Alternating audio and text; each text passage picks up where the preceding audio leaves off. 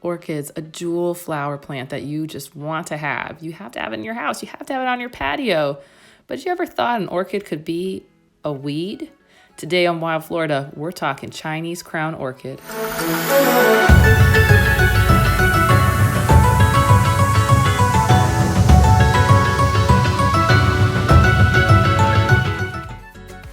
With 99 native species and 4 indigenous species of orchid to Florida, this one doesn't belong. The Chinese crown orchid, also known as the beautiful crown orchid, is the pest that you gotta get rid of. Hi, I'm Jacqueline, the Wild Floridian. If this is your first time to the channel, we talk about wildlife, weather, and habitats from your backyard to the theme parks. Today on Wild Florida, we're talking about Chinese crown orchid.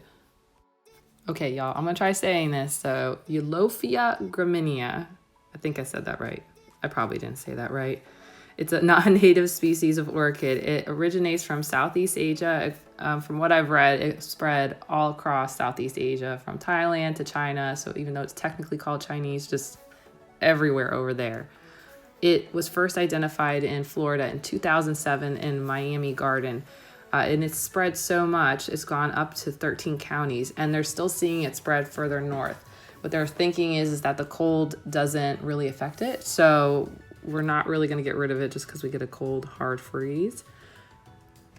So the way the University of Florida believes it first got here is that it probably was through an orchid collector. It's unique because it's a terrestrial orchid, but other than that, it's not really that attractive. I mean, you can see from the pictures I have on the video, I mean, it's kind of brownish and it's got these teeny tiny flowers. So while technically an orchid, not very cute looking, it grows up to a meter tall. It can spread 12 to 18 inches out from what's called its pseudo bulb. The pseudo bulbs look like onions or what I understand, tulip bulbs. I don't know, I've never grown tulip bulbs, but I've definitely grown onions, and yes, they do look like onion bulbs.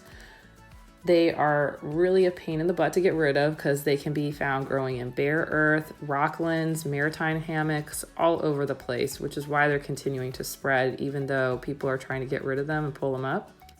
So these guys, they like to grow in full sun, or they can be found in dappled light, so they can hide in plants, in bushes, which is actually where I found my two.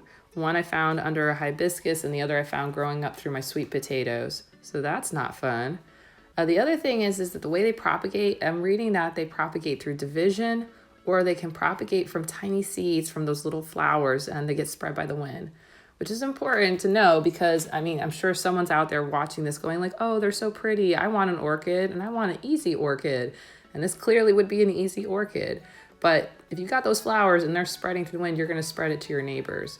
The original way they feel that this actually got spread to Florida, throughout Florida, was through mulch.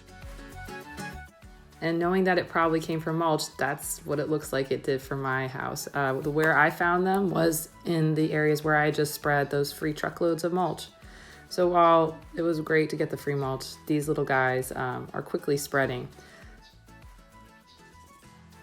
So how you can identify them? You can identify them by the leaves. They usually get 4 leaves that pop up first. They kind of look like to me like palms when they're seeding at first, but honestly, I think the easiest way is once that bulb starts to appear, that's probably the easiest way to identify them. And by the time you get a flower, you could be having it spread quite a bit. The second one I dug up, you can see it spread a good 6-7 inches out with multiple bulbs. But then, you know, it wasn't hard to remove them. I just dug up around them. And you just really want to keep digging and digging until you can get the whole root system. And then lastly, the best way to get rid of them is to throw them away. Throw them in trash. Don't throw them in your compost because they will just come back. And then you'll just be spreading them again and again and again and again and again. So what I'm doing is I'm putting them in a garbage bag and I'm going to let them rot down nice and good before I even consider adding it to my compost. And I still might throw it into the garbage at the end of this.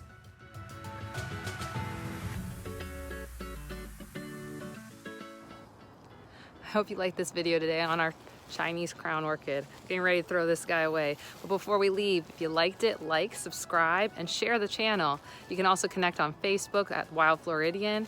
And before we leave, one question for you. Since we're gotta get rid of this pesky orchid, what's your favorite orchid? What's your favorite Florida orchid? Share in the comments below. All right, you have a good one. Bye.